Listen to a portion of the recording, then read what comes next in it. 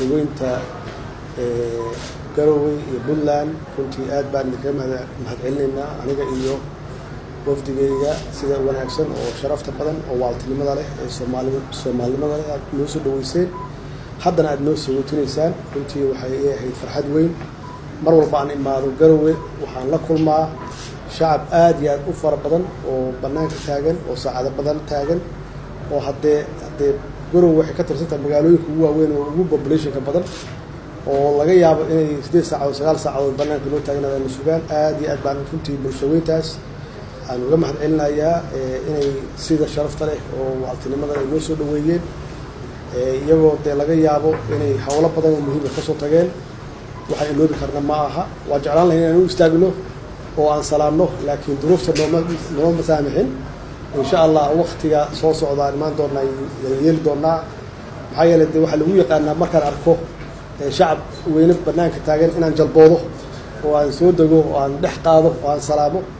laakiin mushkilad ma laha insha Allah waqti kale noo ahaanaysa runtii waxaan uga faa'iideysanay cali misaarkii walaalkeen aan ku galbinaynay in aan hawlo qaran ku leeyahay aan ku qabanno oo dowlad goboleedyadii isugu keen dambeysay shirkii Baydhabo